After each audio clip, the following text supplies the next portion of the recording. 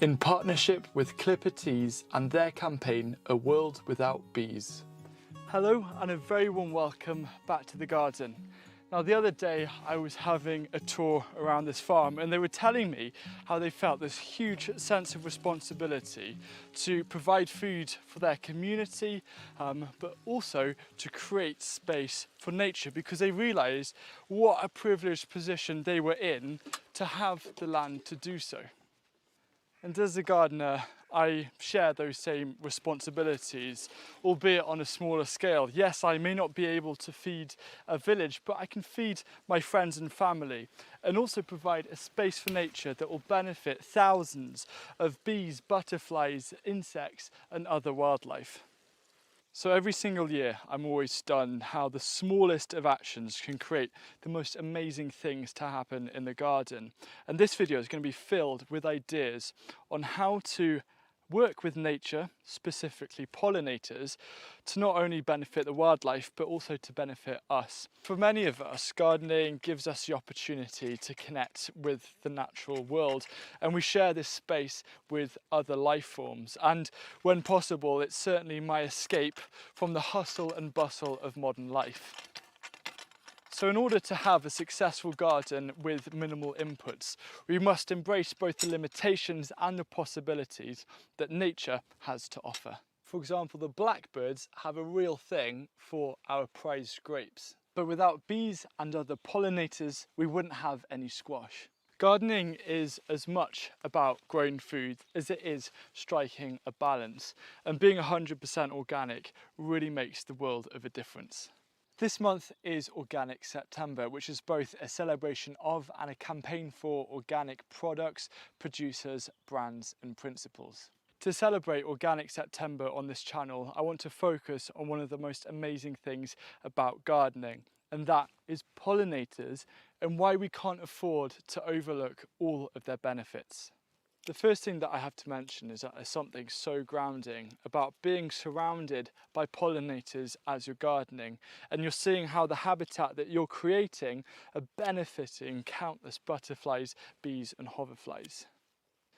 Now, according to the Soil Association, who are the founders of the organic movement, they say that for every 10% increase in bee-friendly habitat, bee numbers and diversity increase by a whopping third.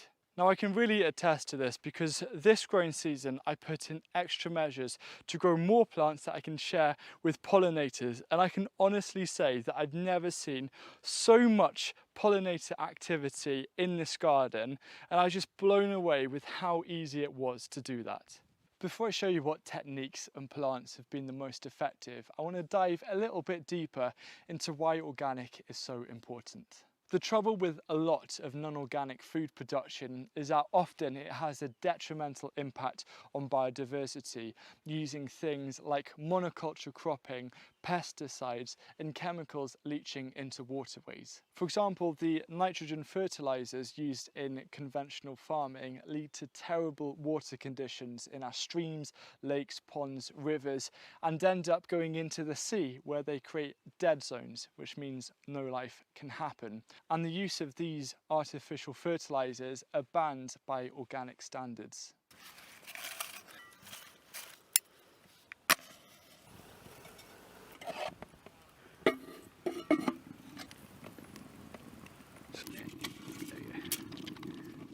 So I'm just here making myself a cup of tea, and it's all boiling nicely.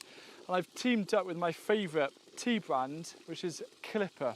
And they're driving awareness this month on the wide-reaching benefits of buying organic when it comes to pollinators. And they've partnered with the National Trust to support and donate to their Meadows Appeal, which works to restore meadows and help save our wildlife.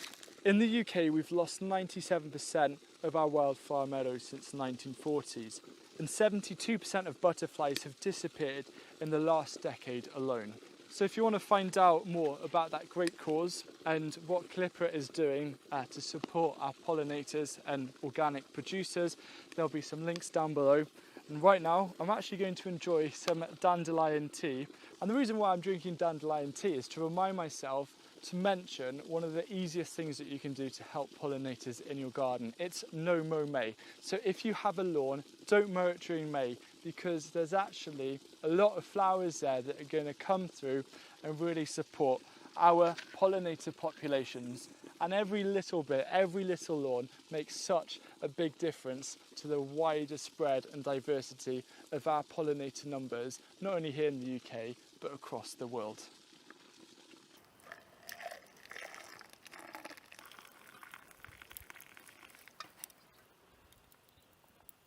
Imagine if we all increased our bee-friendly habitat by 10%, and the kind of impact that would have on our pollinators. The good news too is that you don't have to sacrifice space for growing food, because it's possible to integrate bee-friendly gardening and plants along with intensive high productivity gardening. Because tasks in the garden are starting to wind down a bit as we move into autumn, a great project to do is to actually create seed bombs, pollinator seed bombs, which are not only an effective way to plant bee-friendly plants in and around your garden, but also around your neighbourhood with a little bit of guerrilla gardening. Seed bombs are really easy to make. What you want to do is to mix a small handful of seeds with a medium handful of clay powder and then a large handful of compost, and then pour in a bit of water to mix it all together. And if it's a little bit too wet, just put in a little bit of compost to help create a nice texture. Then roll these into small kind of golf ball sized seed bombs and put them in a sunny spot to dry out. For my seed bombs, I'm using snowdrops, because snowdrops are an essential source of nectar and pollen for those early pollinators in late winter that are starting to emerge and come out, and when there isn't really much else available for them. The first place that I'm going to bomb with snowdrop seeds is actually going to be under this Cotoneaster. There's a nice semi-shaded area. And just as a quick side note, this Cotoneaster in early kind of summer doesn't look like much when it comes to flowers, but this is just buzzing with all sorts of pollinators. It really shocks me. So all I'm going to do is drop those under here. On the screen now are a list of plants that make perfect pollinator seed bombs, and something to prioritise if possible is to choose those that flower on either side of the growing season, because usually this is when there are the least amount of flowers available in nature. Now let me show you some ways of boosting your bee-friendly habitats in your garden without sacrificing space for food crops. And the first idea is using a technique which I'm using behind me called island blocks. Island blocks simply cap the end of a raised bed, and on one side have some kind of flying vertical structure, for example these runner beans that bees love their red flowers, and then the rest of the cap comprises of this polyculture planting of edible annual flowers and herbs. Something that I do constantly is search for crops that provide multiple benefits. For example, I've got dill here and also some coriander growing around it that provides an excellent food crop when it comes to the leaves and also the seeds, but the halfway between these two it flowers, and the pollinators love the flowers of these herbs. But the most incredible of them all is borage, and it's a plant that is always swamped by honeybees and bumblebees, and it flowers right through the season. So just planting one extra plant is going to make a massive difference. For example, this borage plant here is a single plant. It's cascading over the side of the raised beds. I probably guess there's around 10, 11, 12 honeybees just busy working, enjoying the flowers. They're also something that us humans can enjoy as well. Pot marigolds make another excellent edible flower that you can grow in your garden, and they're a great way to add splashes of colour in and around your raised beds, which, let's be honest, being in a vegetable garden are often surrounded by green. I do fit in a couple of non-edible flowers as well in the garden. I've got this white cosmos that the honeybees seem to absolutely adore, and I've grown them right in the very corner of this raised bed to grow outwards, so it isn't actually taking up any space. Perhaps the easiest and the most effective thing that any gardener can do to really help pollinators is right at the start of spring. allow your pak choi, your mustards, some of the turnips and also your kale to run to seed in March, April and May for those beautiful yellow flowers which the pollinators so desperately love, because apart from things like dandelions, there really isn't much available to them. And I was shocked by the amount of activity there was in our solar tunnel early this spring, where the bees were coming in and really foraging for that so precious nectar and pollen. A more unusual tip is to actually leave some apples on your trees to either rot on the tree or to fall down, because this is what red admirals absolutely love. They're my favourite butterfly, and at one point we counted 11 red admirals on this one apple tree. Because it's Organic September, I have a challenge for you, and that challenge is to choose one of your household food or drink staples and choose and buy the organic alternative.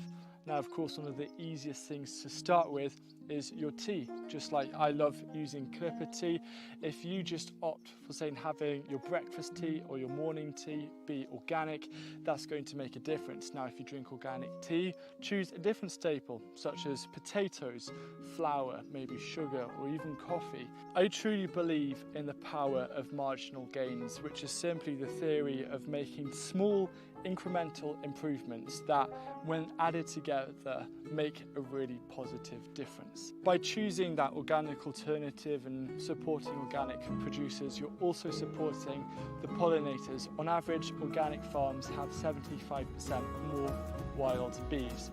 So what's the one staple you're going to switch to organic? And also, how are you going to make that 10% improvement in bee-friendly habitats in your own garden? Let me know down below.